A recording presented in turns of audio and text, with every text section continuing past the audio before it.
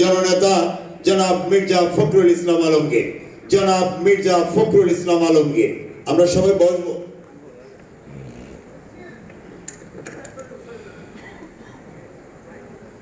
বিসমিল্লাহির রহমানির রহিম। সকল প্রশংসা আল্লাহ তাআলার।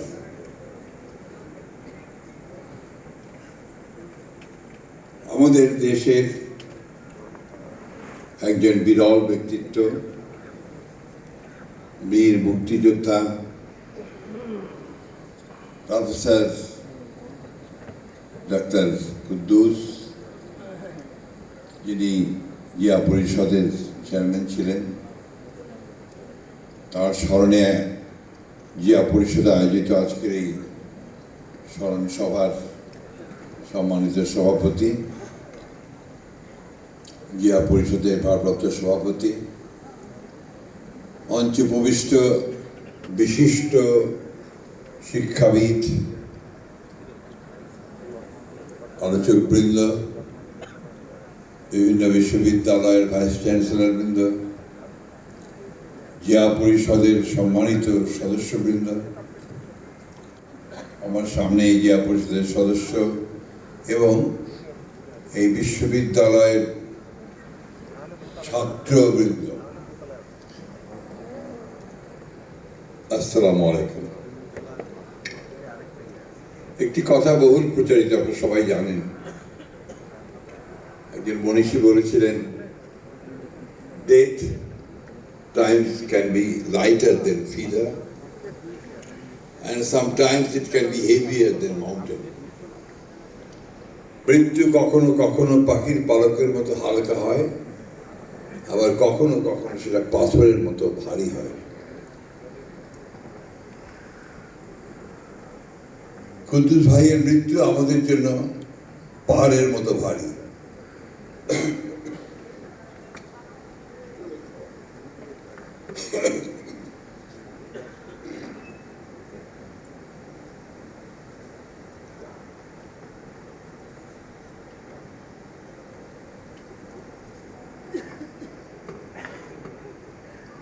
ডাক্তার কুদ্দুসের সঙ্গে আমার সম্পর্ক ছিল অত্যন্ত ঘনিষ্ঠ। জিয়া পরিষদের সদস্য হিসেবে নয়, একজন ডাক্তার হিসেবে, ড্যাবের একজন সদস্য হিসেবে সেই প্রথম থেকে।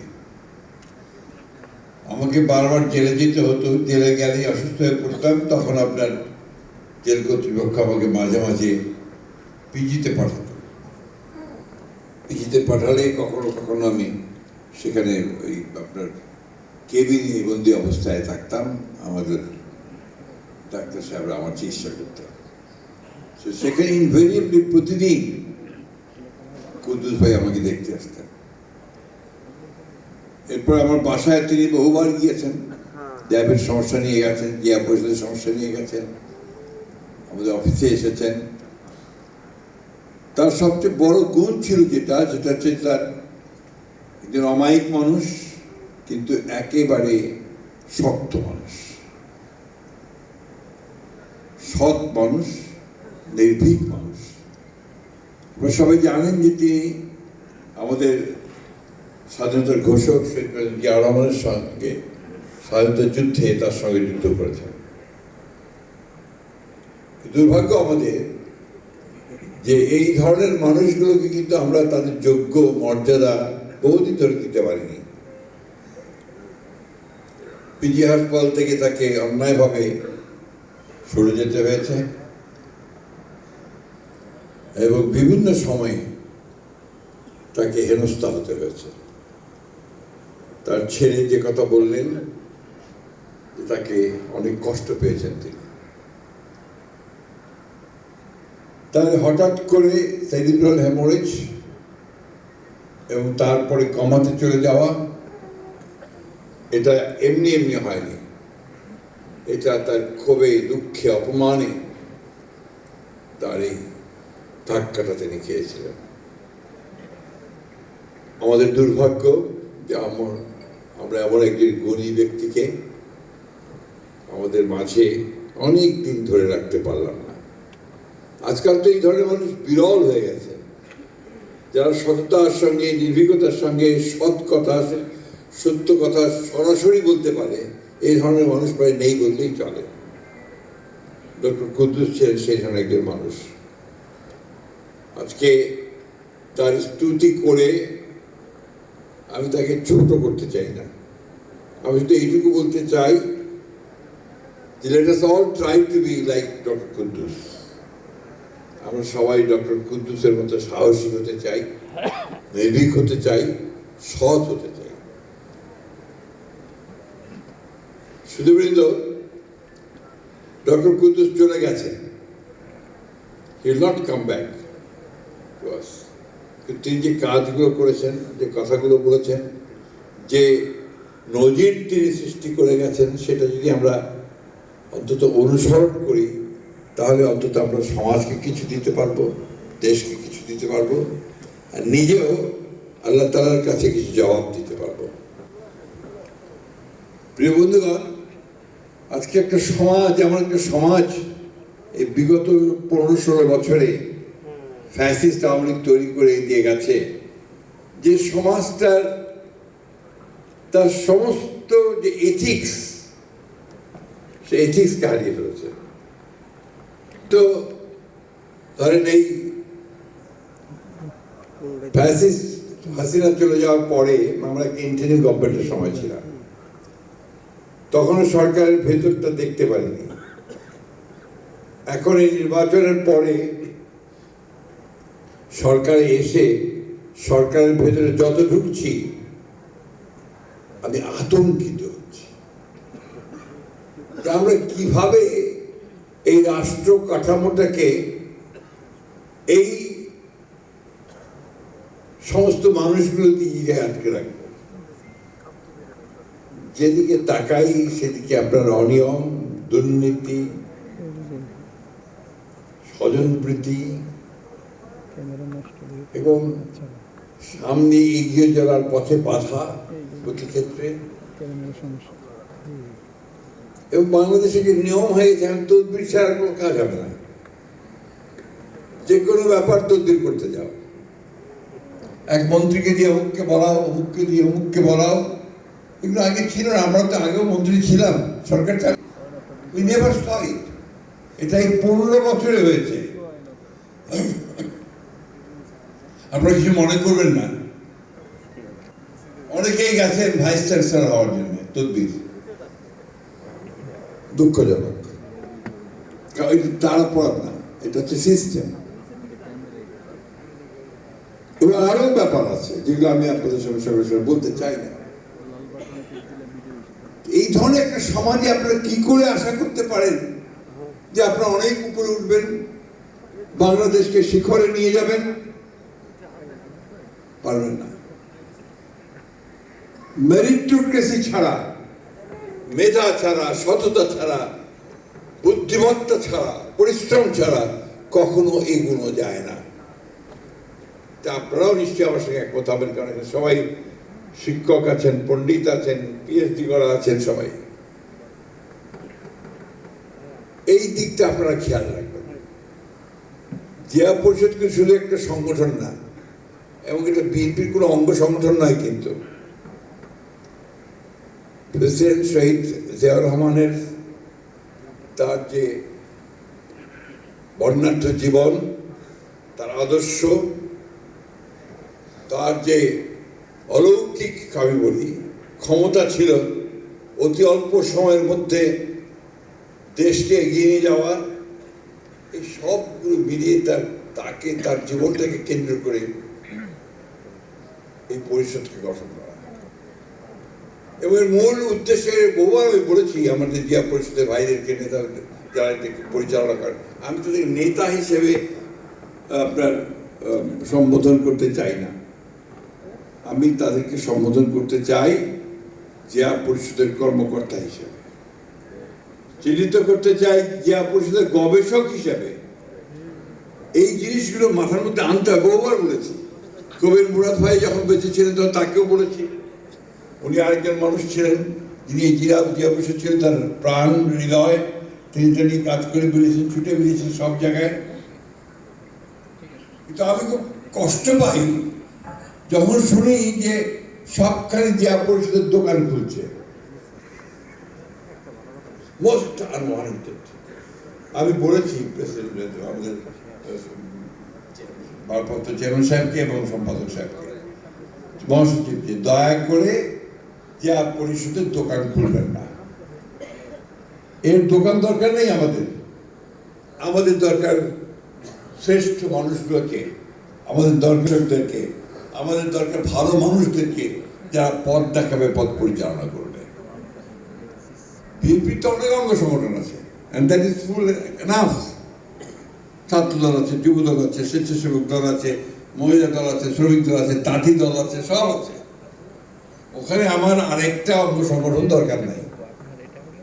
আমার দরকার জিয়াউর রহমানের উপরে গবেষণা, জিয়াউর রহমানের জীবনীটাকে কিভাবে আমরা আমাদের জীবনে কাজে লাগাতে পারি, রাষ্ট্রের কাজে লাগাতে পারি, সমাজের কাজে লাগাতে পারি, সেই কাজগুলো আমাদের করা দরকার।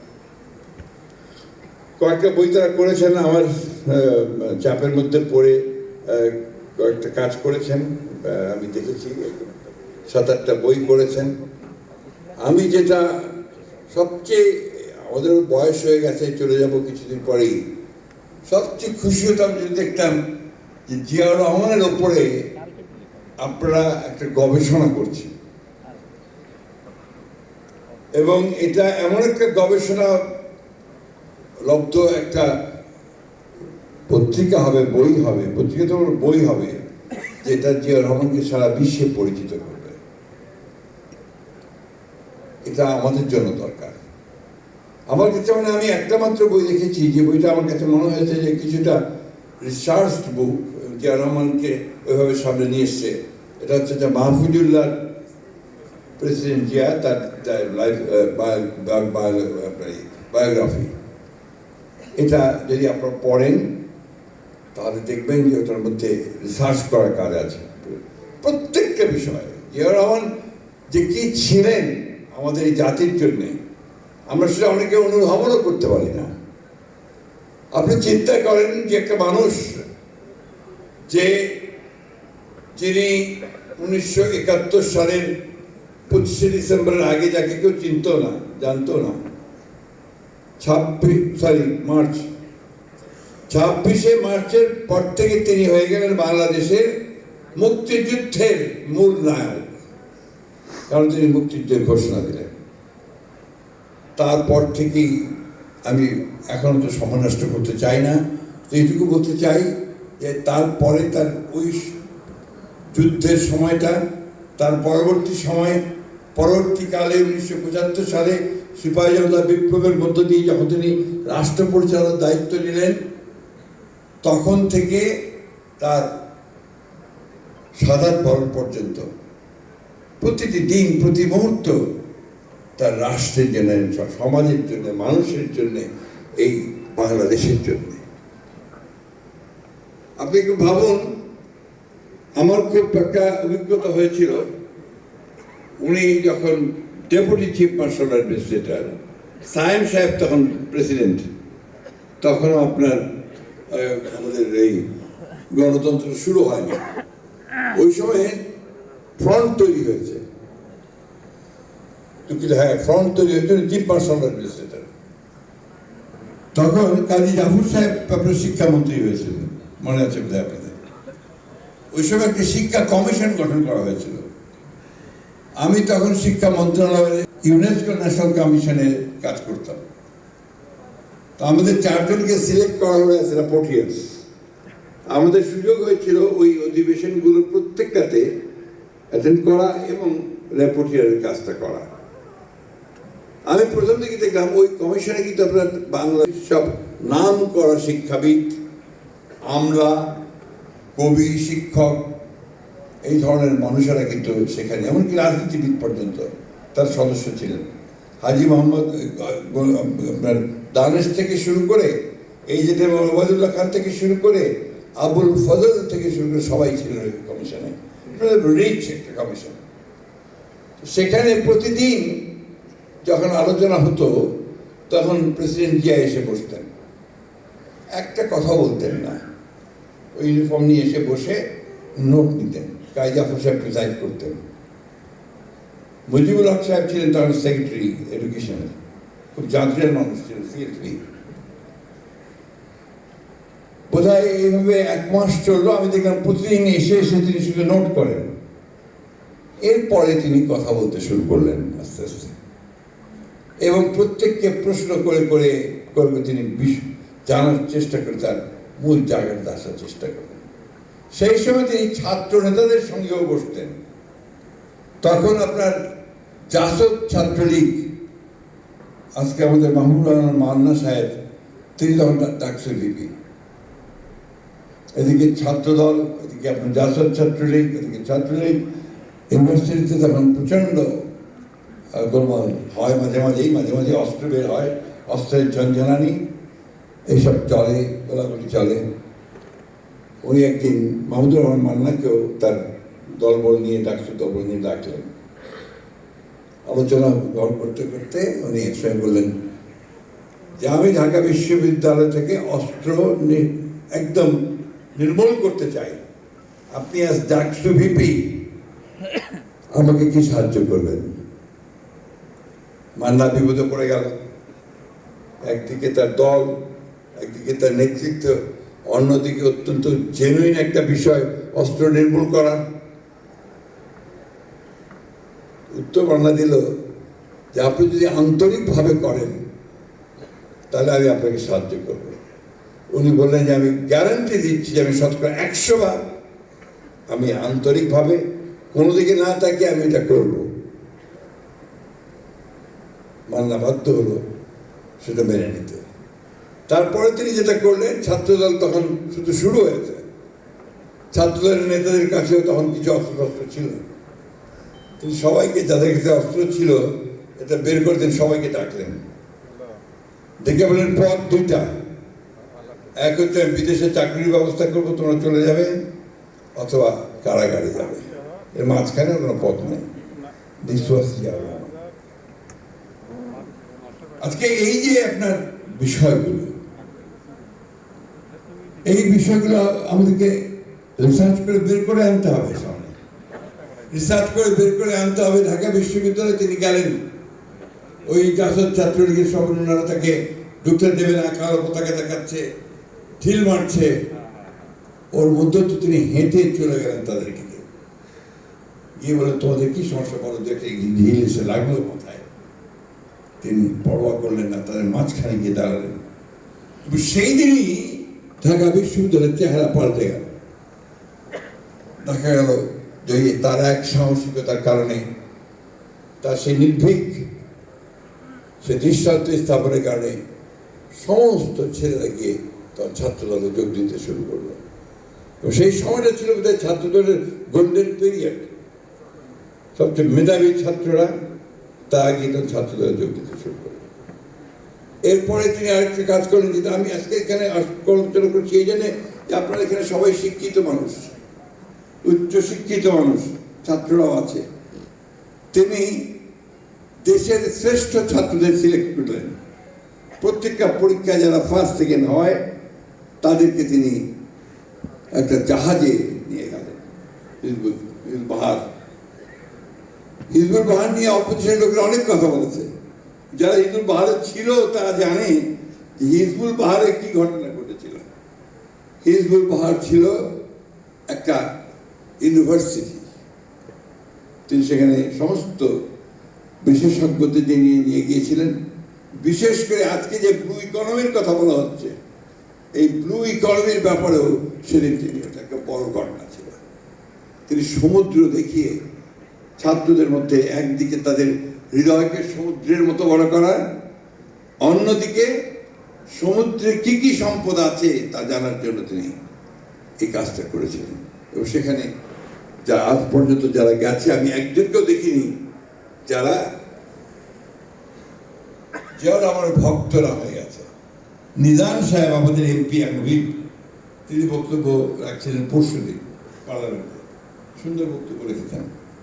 তিনি ছাত্রলীগ করতেন, কিন্তু যেহেতু তিনি ভালো ছাত্র ছিলেন, স্ট্যান্ড করেছিলেন, তার সুযোগ হয়েছিল হিজবুল বাহারে যাওয়ার।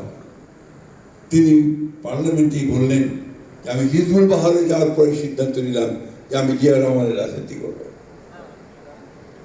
জিয়া রহমান। জিয়া রহমানের সঙ্গে আমাদের সম্পর্ক ছিল আমারটা একটু ইনডাইরেক্ট। জিয়া রহমানের সময়ে যিনি উপপ্রধানমন্ত্রী ছিলেন এস এ বানিয়েটি সাহেব দিনাজপুরের, তার একান্ত সচিব প্রাইভেট সেক্রেটারি হিসেবে কাজ করার সুযোগ আমার হয়েছিল। ফলে আমি ওই সময়ে বিএনপির গঠন, প্রেসিডেন্ট জিয়া রহমানের 19 দফা কর্মসূচি, তার বাস্তবায়নের চেষ্টা সবগুলো দেখার আমার সুযোগ হয়েছিল। একবার প্রেসিডেন্ট জিয়া রহমান সাহেব দিনাজপুরে আসলেন, দিনাজপুর থেকে তিনি যাবেন রংপুর বাই রোড। আপনি যারা গেছেন তারা জানেন যে 10 মাইল বলে একটা জায়গা আছে, তার ওখান থেকে আপনার আবার রংপুরের দিকে যেতে হয়। তো ওখানে একটা বড় টেক্সটাইল মিল আছে, তখন আপনার টেক্সটাইল মিলটা কাজ শুরু হয়েছিল। পাশেই একটা ছোট্ট গ্রাম। হঠাৎ করে তিনি গ্রামটার কাছে গিয়ে গাড়ি থামালেন, নিজে গাড়ি চালাতেন, পাশে ডিসি বসে থাকতো। তিনি গাড়ি থামিয়ে তিনি গ্রামের মধ্যে চলে গেলেন। সবাই তো পেছনে দৌড় দেওয়া শুরু করেছেন, গাড়ি থেকে নেমে। উনি গিয়ে একটা জীর্ণ সেখানে গিয়ে ঢুকলেন, ঢুকে গিয়ে দেখলেন যে একজন সামনে একজন বুড়ি আছে, বুড়ি বসে আছে, বাকি ছেলেরা সব কাজে গেছে। তুমি কি বললেন যে মা আমি একটু পানি খাবো। তো বুঝতেই পারেনি কে এসছে, কি ব্যাপার। তো এটা বুঝতে পারছে বড় মানুষ কেউ এসছে। সে কোনো রকমে তার বাসায় যে সবচেয়ে ভালো গ্লাসটা ছিল সেখানে একটু পানি নিয়ে গেছে আর কি। তো সে পানির গ্লাস হাতে নিয়ে তিনি বললেন, মা আপনি শুধু পানি দিলেন? উনি খুব লজ্জা পেয়ে গেল, বলছে বাবা ঘরে তো আর কিছু নেই। বলছে আজকে যদি আপনি এখানে একটা কলার গাছ লাগাতেন, একটা পেঁপের গাছ লাগাতেন, একটা মুরগি থাকতো, তাহলে কিন্তু আপনি আমাকে একটা ডিম অথবা একটা কলা দিতে পারতেন। এই যে মানুষকে অনুপ্রেরণা দেওয়া, মানুষকে আপনার সাথে নিয়ে কাজ করা, একটা অদ্ভুত শক্তি ছিল তার। সেই শক্তি নিয়ে এটা কয়েকটা ঘটনা মাত্র কথাই বললাম। তো এই মানুষটার মধ্যে যেটা ছিল সেটা ছিল যে একটা জাতিকে কি করে অতি অল্প সময় দ্রুত টেনে উপরে তোলা যায়, এবং সেই কাজটাই তিনি করার চেষ্টা করেছেন। সততা, এই কথা তিনি প্রমাণ করেছেন তার জীবনে, যে অনেস্টি ছাড়া কখনো বড় কাজ করা যায় না। চুরি করে আমি ভালো কাজ করতে পারবো না, ঘুষ খেয়ে ভালো কাজ করতে পারবো না। আপনারা দেখুন, আমার খুব অবাক লাগে মাঝে মাঝে, বাংলাদেশে যত মসজিদ আছে আর যত মন্দির আছে, এগুলো তো সব মানুষের একদম ধর্মপুত্র যুধিষ্ঠির হয়ে যাওয়া উচিত, তাই না? এখানেই নাকি আবার সবচেয়ে বেশি হচ্ছে দুর্নীতি। তাহলে তাহলে ওই সেই বাণীগুলো, কথাগুলো, মসজিদ তৈরি করাগুলো, এগুলো মন্দির করা, আমি কথাগুলো এই জন্য বলছি যে আজকে একটা সুযোগ এসছে আমাদের দীর্ঘ 15 বছরের ফ্যাসিস্ট বিরোধী সংগ্রাম, লড়াই, অনেক ত্যাগ, অনেক তিতিক্ষা, অনেক কষ্ট, অনেক যন্ত্রণার মধ্য দিয়ে, আমাদের ছাত্রদের রক্ত মধ্য দিয়ে, শিশুদের রক্তের মধ্য দিয়ে আমরা একটা পরিবর্তন পেয়েছি, একটা সুযোগ সৃষ্টি হয়েছে যে আমরা একটা নতুন করে আমরা বাংলাদেশকে গড়ব। অনেক ঝামেলা এর মধ্যে, আপনারা সবাই জানেন, সবাই শিক্ষিত মানুষ। এই জুলাই সনদ, আপনার সংবিধান, এগুলো নিয়ে বাহাজ হচ্ছে, তর্ক বিতর্ক হচ্ছে। হওয়া ভালো, অবশ্যই হওয়া ভালো, কিন্তু অপপ্রচার, মিথ্যা এবং রাজনৈতিক উদ্দেশ্যে এগুলোকে ব্যবহার করার চেষ্টা, এটা কখনোই ভালো হতে পারে না। ওটা সবচেয়ে বড় কথাটা যে জুলাই সনদ, আমি কথাগুলো একটু বলতে চাই, কারণ আপনারা এখানে সবাই শিক্ষিত মানুষ। এই জুলাইয়ের সনদের প্রত্যেকটা জায়গায় আমরা ছিলাম। আমাদের দল থেকে যে দুজন স্বাক্ষর করেছেন, আমি আর সালাউদ্দিন সাহেব, যেটা আমরা জুলাই সনদ স্বাক্ষর করলাম, তার আগে জুলাই ঘোষণা হয়েছে, সেটাও আমরা ড্রাফট করে আমরা একসাথে দিয়েছি। আমরা খুব পরিষ্কার করে বলেছিলাম যে আলোচনার মধ্যে যেগুলোতে আমরা একমত হব না, সেগুলোতে আমরা নোট অফ ডিসেন্ট দেব। আমরা নোট অফ ডিসেন্ট দিয়েছিলাম, সেগুলো লিপিবদ্ধ আছে জুলাই সনদের বইটার মধ্যে, আপনারা যদি দেখেন। এখন অবলীলায় বলছে যে না, সবটাই করতে হবে। আমরা তখনই কিন্তু আপনার প্রেস কনফারেন্স করে বলেছিলাম, যখন আমাদের chairman co chairman doctor Ali Riaz কমিশনের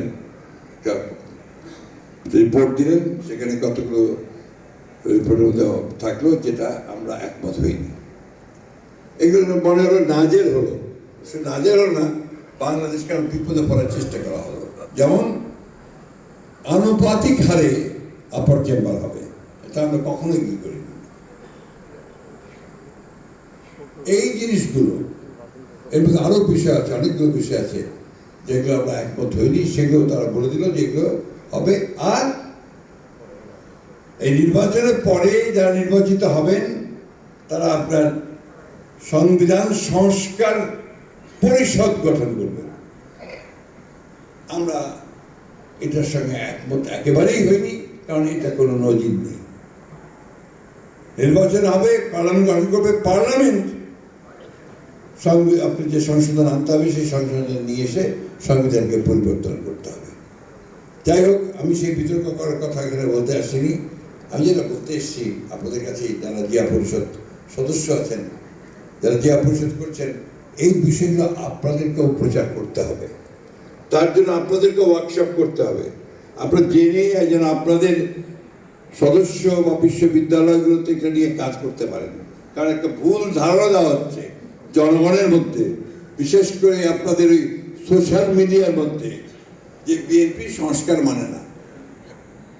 বিএনপি তো সংস্কারের জনক। 1975 সালে শহীদ প্রেসিডেন্ট জিয়া রহমানই একদলীয় শাসন ব্যবস্থাকে বাদ দিয়ে বহুদলীয় গণতন্ত্র নিয়ে এসেছিলেন। তিনি জনগণের স্বাধীনতা, বাক স্বাধীনতা ফিরিয়ে দিয়েছিলেন। তিনি প্রেস ফ্রিডম দিয়েছিলেন, বিচার বিভাগের স্বাধীনতা দিয়েছিলেন। সেগুলো তো তখন সবচেয়ে বড় সংস্কার ছিল। এবং পরবর্তীকালে দেশনেত্রী বেগম খালেদা জিয়া তিনি পার্লামেন্টারি ফর্ম অফ গভর্নমেন্ট নিয়েছেন, প্রেসিডেন্সিয়াল ফর্ম অফ গভর্নমেন্ট। এগুলো সংস্কার নয়, এগুলো অনেক বড় সংস্কার। তারপরে কেয়ারটেকার গভর্নমেন্ট, আমরা প্রথমে রাজি হইনি বিভিন্ন কারণে, পরে আমরা দেখেছি যে জনমত এটা চায়, আমরা রাজি হয়েছি এবং নির্বাচন করে স্পেশাল অধিবেশন করে সারা ধরে অধিবেশন করে আমরা এই কেয়ারটেকার গভর্নমেন্ট যে আদেশ, সেই যে বিধান, সেটা আমরা সব কনস্টিটিউশনের সামনে বিস্তৃত করেছিলাম। ভাইয়েরা, এরা সম্পূর্ণ মানুষকে ভুল বোঝানোর চেষ্টা করছে, আন্দোলন করছে। এখন আপনার জামাতের নেতৃত্বে 11 দল, তারা এটার উপরে আন্দোলন করছে। উদ্দেশ্যটা কি? উদ্দেশ্য হচ্ছে আবার বাংলাদেশকে ডিস্টেবিলাইজ করা, অস্থিতিশীলতার দিকে নিয়ে যাওয়া। আল্লাহর কাছে হাজার শুকর যে এই পার্লামেন্টের অধিবেশনের শেষ দিনে বিরোধী দলের নেতা বলেছেন যে তারা সহযোগিতা করতে চান এবং তারা পার্লামেন্টে এই সমস্যার সমাধান করতে চান। আমাদের মাননীয় আইনমন্ত্রী তিনি আপনার একটা প্রস্তাব দিয়েছেন যে আসুন আমরা একটা সংবিধানের উপরে যে সংশোধন করব তার জন্য একটা পার্লামেন্টারি কমিটি তৈরি করি। এই পার্লামেন্টারি কমিটির প্রস্তাবও তিনি দিয়েছেন, বলেছে তারা চিন্তা করে জানাবে। আমি আশা করব যে তারা দ্রুত চিন্তা করে একটা নামগুলো দেবে এবং দ্রুতই এই সংবিধানের যে বিতর্ক শুরু হয়েছে সেই বিতর্ক শেষ হয়ে এটা নিয়ে আমরা সামনের দিকে এগিয়ে যেতে পারব। আমরা এখন আর এফোর্ট করতে পারি না, আমরা বিভাজন এফোর্ট করতে পারি না, আমরা এখন এই অযথা বিতর্ক এফোর্ট করতে পারি না। আমাদের লক্ষ্য এখন একমাত্র হওয়া উচিত যে আমাদের অর্থনীতি যেটাকে ধ্বংস করে দিয়ে গেছে ফ্যাসিস্ট আওয়ামী লীগ হাসিনা, কিচ্ছু নেই অর্থনীতির। আপনার লক্ষ লক্ষ কোটি টাকা দেনা, আপনারা জানেন সবাই, আমার যে ভালো কম জানেন না, 80 লক্ষ কোটি টাকার দেনা আমাদের। কোনো দিকে যাওয়া যায় না, কাজ যে করবেন সে কাজের টাকা কোথাও নেই, সব অচল হয়ে আছে। আজকে এই অবস্থা থেকে যদি আমাদেরকে বেরিয়ে আসতে হয় তাহলে আমাদের সবচেয়ে বড় দরকার হবে জাতীয় ঐক্য, যেটা শহীদ প্রেসিডেন্ট জিয়া রহমান সাহেব একসঙ্গে সবসময় কথাটাই বলতেন। বেগম খালেদা জিয়া ওই কথা বলেছেন, আজকে আমাদের নেতা তারেক রহমান তিনি একই কথা বলছেন, বারবার বলছেন। আমাদের সৌভাগ্য যে আমরা ওই আপনারা যাই বলেন, যেভাবে চিহ্নিত করেন, পারিবারিক বলেন আর যাই বলেন, কিন্তু এটা তো বাস্তব কথা যে নেতা হিসেবে জনগণের কাছে গ্রহণযোগ্য তো হয়েছে তো এরাই। শহীদ প্রেসিডেন্ট জিয়া রহমানের মৃত্যু দিয়ে, তার জানাজা দিয়ে সেটা প্রমাণিত হয়েছে। ঠিক একইভাবে দেশনেত্রী বেগম খালেদার জানাজাতেও সেটা প্রমাণিত হয়েছে যে এই দেশের মানুষ সত্যিকার অর্থে যদি কাউকে তারা নেতা হিসেবে মেনে থাকে, ভালোবাসায় দিয়ে মেনে থাকে, শহীদ প্রেসিডেন্ট জিয়া রহমান এবং আমাদের দেশনেত্রী বেগম খালেদা জিয়া। কি অভাবনীয়! আমি বিস্মিত হয়ে দাঁড়িয়ে দাঁড়িয়ে দেখছিলাম যে লক্ষ লক্ষ মানুষ তারা আপনার নিয়ম করে লাইনে দাঁড়াচ্ছে, কাতারে দাঁড়াচ্ছে, কোথাও কোনো শব্দটি নেই। অথচ আমাদের অন্যান্য মিটিং যখন হয় তখন কত রকমের স্লোগান, কত রকমের কথা, ধাক্কা ধাক্কি হয়, একটা শব্দ নেই কোথাও। ওই যখন জানাজা শুরু হলো, গোটা ঢাকা পিন ড্রপ সাইলেন্স। এটা অভাবনীয়। People's acceptance. ঠিক একইভাবে দেখুন আজকে আমাদের নেতা তারেক রহমান সাহেব, এটা তো আপনারা বিজ্ঞানী আছেন, অনেকে জানেন যে প্রেসিডেন্ট জিয়া ছেলে, বেগম জিয়ার ছেলে, জিনের ব্যাপার আছে একটা, তাই না? কে আমাদের তো সব ডাক্তার সাহেব আছেন, জিনের ব্যাপার আছে না? তো সেই জিন তো তার মধ্যে আছে, সেই জিন তার মধ্যে আছে বলেই দেখবেন যে দিন রাত পরিশ্রম করছেন এবং এখন পর্যন্ত একটা খারাপ কথা তার মুখ দিয়ে উচ্চারিত হয়নি। পার্লামেন্টের সেদিন তিনি বলেছেন যে আসেন, let us work together, আমরা একসাথে কাজ করি। এটাই হচ্ছে আমাদের বিএনপির, আমাদের নেতার, আমাদের জিয়া রহমান, খালেদা জিয়া এবং আমাদের নেতার বৈশিষ্ট্য। আমি বক্তব্য পাঠাবো না, আপনার কাছে আমার আকুল আবেদন, কতদিন পৃথিবীতে থাকবো জানি না। জেনারেশন একটা আছে, যে আমাদের ভাইস প্রেসিডেন্ট সাহেব আছেন একজন, তিনিও মুক্তিযোদ্ধা, আমিও ওই সময়কার মানুষ, আপনার তার পরের জেনারেশনের মানুষ, তার পরের জেনারেশন এখানে আছেন। Let us try to forget everything. Let us build our nation. আমরা অনেক পিছিয়ে আছি, অনেক পিছিয়ে, পৃথিবী প্রতিযোগিতার পিছনে। আমাকে বলার দরকার নেই টেকনোলজি কোথায় চলে গেছে। এআই দিয়ে এখন সব কিছু হয়, আর্টিফিশিয়াল ইন্টেলিজেন্স। আজকে দেখলাম আমেরিকার সিদ্ধান্ত নিয়েছে তাদের মিলিটারিকে তারা এআই দিয়ে সমৃদ্ধ করবে, একটা আছে যতটুকু আছেন আরো বেশি করবে। তার অর্থ হচ্ছে যে এখন আপনাদেরকে আমাদেরকে এসে ওইভাবে যদি এগোতে না পারি, তাহলে আমরা একদম পেছনে পড়ে থাকবো। পেছনে পড়ে থাকে মানে কি, আপনি যেভাবে ব্যবহার করতে চাইবেন ওই শক্তিগুলো সেইভাবে ব্যবহৃত হবো। এই জন্য আমাদের যে মেধা কম আছে তা নাই, কিন্তু আপনি দেখেন আমাদের ছেলেরা বাইরে গিয়ে কত ভালো করছে। এমনকি এখানে যারা আপনারা আছেন, আপনারা তো মেধা দিয়ে এসছেন, ওই মেধার চর্চাটা আমরা করি, আমরা ওইভাবে মেরিটোক্রেসিকে সবচেয়ে প্রাধান্য দিয়ে আমরা এগিয়ে। আর সেখানে আমরা বিশেষ করে বিশ্ববিদ্যালয়গুলোতে আমরা দয়া করে দলবাজি করে নিই। এখানে মেধা দিয়ে শিক্ষক রিক্রুট করেন, মেধার ভিত্তিতে ছাত্র রিক্রুট করেন, আর ছাত্র রাজনীতি যদি আপনার সত্যিকার অর্থে ছাত্র রাজনীতির মতো না হয়, তাহলে সেটাকেও নিয়ন্ত্রণ করার চেষ্টা করেন। নাহলে এই জাতি বাঁচবে না, টিকবে না। আমি নিজে ছাত্র রাজনীতি করা মানুষ, আমার রাজনীতির চেতনার সৃষ্টি হয়েছে আপনার ছাত্র রাজনীতি থেকে। এটা আমি আজকে এই কথা বলতে বাধ্য হচ্ছি। এটাকে যদি আপনারা সঠিক খাতে প্রভাবিত না করতে পারেন, এটা বাংলাদেশের বহু ক্ষতি করেছে অতীতে, আর ক্ষতি হতে দেয়। আমি শেষ করবো, এই কথাগুলো অনেক বললাম এই জন্য যে কুদ্দুস ভাই ওই জাতের মানুষ ছিলেন, তিনি নিজে একজন মেধাবী মানুষ ছিলেন, কর্মঠ মানুষ ছিলেন, সৎ মানুষ ছিলেন। কুদ্দুস ভাইকে আমরা বারবার স্মরণ করব, সেই সঙ্গে আমরা যেন সত্যিকার অর্থে উদ্যত হতে পারি সেই চেষ্টা আমরা করব। আর আমরা যার নাম নিয়ে এই সংগঠনটা তৈরি করেছেন, জিয়া পরিষদ, সেই রহমানকে মানুষের কাছে তুলে ধরার জন্য তার জীবন, তার রাষ্ট্র পরিচালনা, তার বিভিন্ন দিকগুলো তুলে ধরতে পারলে আমার মনে হয় গোটা জাতি উপকৃত হবে। আপনাদের সকলকে আন্তরিকভাবে ধন্যবাদ এবং কৃতজ্ঞতা জানাতে চাই যে আমাকে আপনারা এখানে আমন্ত্রণ জানিয়ে কয়েকটা কথা বলার সুযোগ করে দিয়েছেন। সব শেষে আমি আমাদের কুদ্দুস ভাই, ডাক্তার অধ্যাপক কুদ্দুস সাহেবের আত্মার মাগফিরাত কামনা করছি এবং আশা করি যে তিনি আমাদের মাঝে চিরদিন অমর হয়ে থাকবেন। আপনাদের সকলকে ধন্যবাদ। আসসালামু আলাইকুম, খুদা হাফেজ। বাংলাদেশ জিন্দাবাদ, জিয়া পরিষদ জিন্দাবাদ, কুদ্দুস ভাই স্মৃতি অমর হোক। ধন্যবাদ।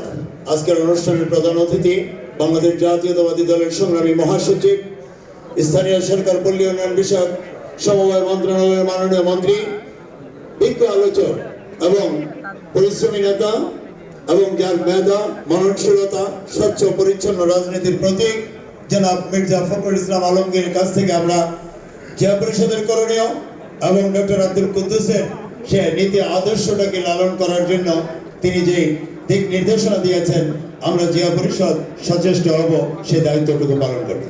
আমরা এই পর্যায়ে প্রথম পর্বের অংশটা আমাদের আলোচনা শেষ। আমরা এখন জনাব ডক্টর আব্দুল কুদ্দুস ভাইয়ের জন্য দোয়া করব। দোয়া পরিচালনার জন্য আমি